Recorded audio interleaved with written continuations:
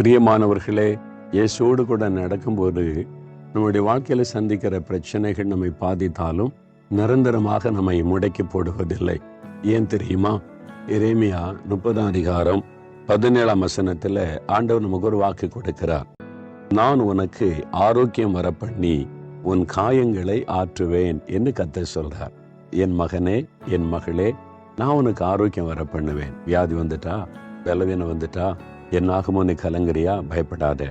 நான் உன் சரீரத்தில் ஆரோக்கியத்தை வர பண்ணுவேன். நான் உன் பரிகாரியா இருக்கிற கர்த்தர்னு கர்த்தர் சொல்றாரு. இன்றைக்கு உன்னுடைய வியாதியை மாத்திருவாரு. உங்களுக்கு நல்ல ஆரோக்கியத்தை தருவார். அது மாத்திரம் இல்ல, உன் காயங்களை ஆற்றுவேன் அப்படின்னு ஆண்டவர் சொல்றார். உள்ளான நிலைமையில உண்டாகிற காயங்கள், மனதில் உண்டாகிற காயம் இருக்குது, இதுதான் ரொம்ப கொடிதானது. சரீரத்தில் ஒரு காயம் உண்டானா அதை ஆற்றுவதற்கு எத்தனையோ மருந்துகள் வந்து விட்டது. ஆனா இருதயத்துல காயப்படும் போது, அந்த உள்ளான மனிதனிலே காயப்படும் போது, அந்த காயத்தை ஆற்றுவதற்கு உலகத்துல மருந்து மாத்திரைகள் இல்லை. ஆனால் அந்த காயத்தை ஆற்றுகிறது தேவன் நமக்கு இருக்கிறார். இயேசு நமக்கு இருக்கிறார். நீங்க காயப்பட்டிருக்கிறீங்களா? ஐயோ, இந்த மாதிரி என்ன பேசி துக்கப்படுத்திட்டாங்க, உள்ளம் காயப்பட்டு விட்டதா? அன்று சொல்லுகிறார், நான் உன் காயத்தை ஆற்றுவேன். ஏன் தெரியுமா? இயேசு சிலுவிலே காயப்பட்டார். சரீர காயத்தை தானே நம்ம பார்க்கிறோம். ஆனால் சரீரத்திலே அவர் பட்ட காயத்தை விட அவருடைய இருதயத்தில் ஆத்மாவிலே பட்ட காயம்தான் அதிகம். பொய்யான குற்றச்சாட்டு சொல்றாங்க, அவமானப்படுத்துறாங்க, கேவலப்படுத்துறாங்க.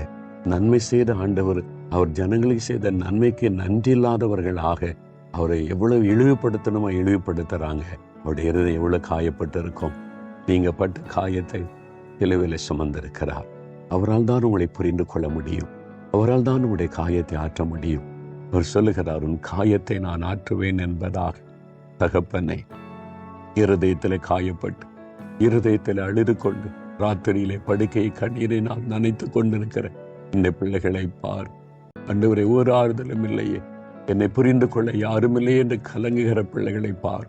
நீர் ஆண்டவரே காயங்களை ஆற்றுவேன் என்று வாக்கு கொடுத்து அவருடைய இருதயத்தில் இருக்கிற காயத்தை மாற்றுங்க. அந்த மனவேதனையை மாற்றுங்க. ஆறுதலினால் உள்ளத்தை நிரப்புங்க. இன்றைக்கோடு இப்பொழுதே அந்த காயங்கள் நீங்கட்டும். சரீரத்தில் உள்ள வியாதிகள், பலவீனங்கள் இயேசு கிறிஸ்துவின் நாமத்தில் மறைந்து போகட்டும். சுகம் உண்டாகட்டும். இப்பொழுது நல்ல ஆரோக்கியத்தை கொடும். மனதிலும் ஒரு மன மகிழ்ச்சியை கொடுத்து ஆசீர்வதியும்.